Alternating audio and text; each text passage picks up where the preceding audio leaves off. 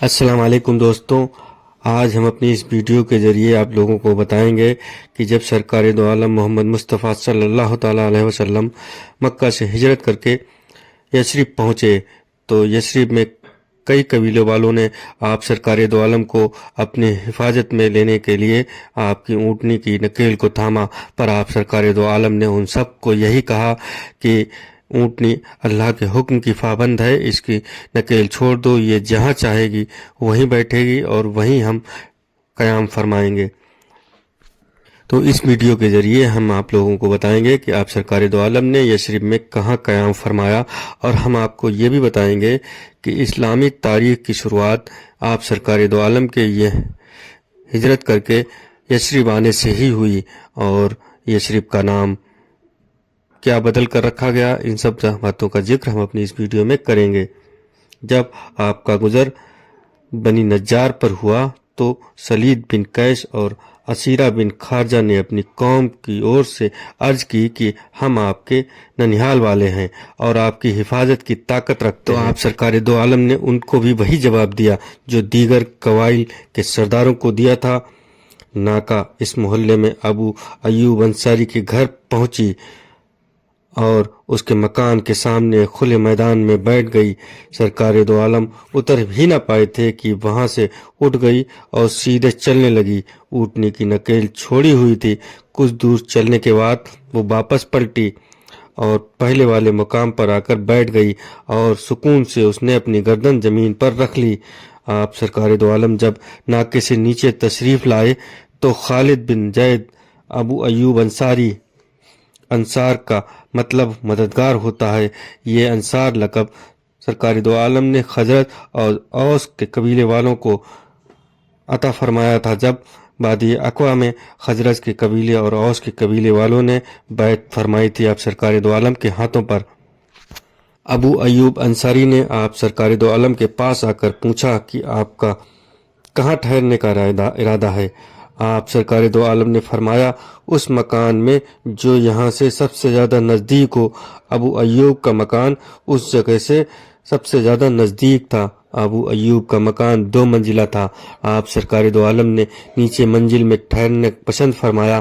سرکار دو عالم کا ادب، احترام اور خیال کر کے حضرت ابو ایوب برابر آپ سے اوپر کی منزل میں قیام فرمانے کے لیے عرض کرتے رہے۔ پھر کچھ عرصے بعد آپ سرکار دو عالم اوپر کی منزل میں تشریف لے گئے۔ آپ سرکار دو عالم نے تقریباً 7 مہینے وہاں قیام فرمایا۔ جب مسجد نبوی اور آپ کا حجرہ بن گیا تو آپ اپنے حجرے میں تشریف لے گئے۔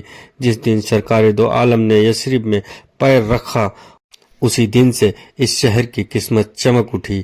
اب اس کا نام یثرب نہیں رہا بلکہ یہ مدینہ منورہ، مدینۃ النبی اور مدینے کے نام سے جانا جانے لگا۔ آپ سرکار دو عالم کی ہجرت کے سال کو آگے چل کر اسلامک اتہاس کی سال کو گننے کی شروعات یہیں سے ہوئی، یعنی ہجری کی شروعات اسی سال سے ہوئی جب آپ سرکار دو عالم نے یثرب میں قدم رکھا اور مکہ سے ہجرت کی۔ ابھی تک ہم سرکار دو عالم کی بیعت سے ہی سن کا حساب کرتے رہے، لیکن اب آنے والی تاریخوں کو آپ سرکار دو عالم کی ہجرت کے سال کے ساتھ گنا جائے گا۔ ہجری سن کی شروعات حضرت عمر کی خلافت کے سمے ہوئی۔ تب تک ہجرت کے واقعے کا 17 سال ہو چکے تھے۔ مہینوں کے نام اور شروعات وہی رہے جو عرب میں پرانے زمانے میں چلی آ رہی تھی۔ سرکار دو عالم نے ہجرت ربیع الاول کے مہینے میں فرمائی، لیکن اس پورے سال کو محرم سے شروع کر کر ہجری سال مانا گیا۔ اس طرح پہلا ہجری سال 9 مہینے کا ہی تھا۔ صحیح بخاری اور امام ابن کثیر کے قول کے مطابق اسلامک تاریخ آپ کی ہجرت کی شروعات سے کی گئی تھی۔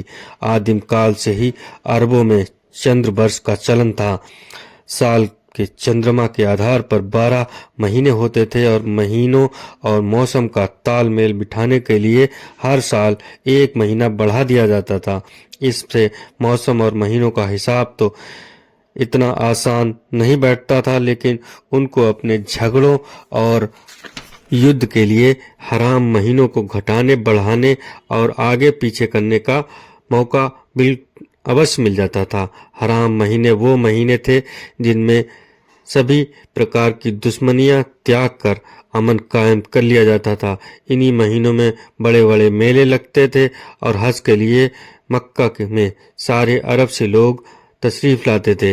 इस्लाम के बाद जब हिजरी साल शुरू हुआ और चंद्र मास के हिसाब से साल के पूरे 12 महीने ही निर्धारित कर लिए गए, फिर भी आम लोगों ने 13 महीनों वाला पुराना पंचांग भी चलता रहा, जिससे आगे चलकर तारीख इस्लाम की गणना में अलग अलग लेखकों के काम में विरोध नजर आता है। इब्ने इसहाक और इमाम आजम का ज़माना तकरीबन साथ साथ ही था, क्योंकि दोनों ने 150 हिजरी में वफात पाई और इमाम ज़ाहिरी का भी यही दौर था। इस लिहाज से इब्ने इसहाक का ज़माना एक तारीख दान की हैसियत से सरकार दो आलम के नज़दीक ज़माना माना जाएगा। इसलिए इस्लामी तारीख में इब्ने इसहाक का एक बहुत ही मुकद्दस मकाम है। दूसरे तारीख दान जिन्होंने तारीख इस्लाम पर अपने इल्म का सिक्का बैठाया वो है वाकदी, जिनके और इब्ने इसहाक के दौर में 50 साल का फ़र्क है। इब्ने इसहाक और वाकदी पाए के आलिम और इतिहासकार हुए हैं। दोनों की किताबों में जिन घटनाओं का जिक्र किया गया है उनकी तारीख, साल और दिनों में बड़ा फर्क मिलता है। यहाँ तक कि वाक़यों और जगहों में भी इख्तलाफ पाया जाता है। अपनी किताब में ग़ज़वा खैबर को एक मक्की और दूसरा मदनी दौर बताता है। इसी तरह ग़ज़वा उहुद के बारे में भी इख्तलाफ पाया जाता है। इसका एक बड़ा सबब तो पुराने और नए ज़माने के पंचांगों का साथ साथ एक लंबे समय तक चलते रहना है। इसके अलावा सहाबा इकराम और पहले के सीरत निगारों ने वाक़यों और सिलसिलों पर जितना ध्यान दिया उतना वक्त की और जगह और तारीखों के विषय में नहीं दिया गया। दोस्तों, आप सभी लोगों से हमारी गुजारिश है कि अगर हमारी दी हुई जानकारी के ज़रिए आपको कुछ अच्छी जानकारी मिल रही है और आपको हमारी दी हुई जानकारी पसंद आ रही है तो हमारी आपसे गुजारिश है कि हमारे YouTube चैनल को सब्सक्राइब करें और इस वीडियो को आगे भी शेयर करें ताकि और लोगों तक भी ये जानकारी पहुँचे। अल्लाह हाफिज़ दोस्तों।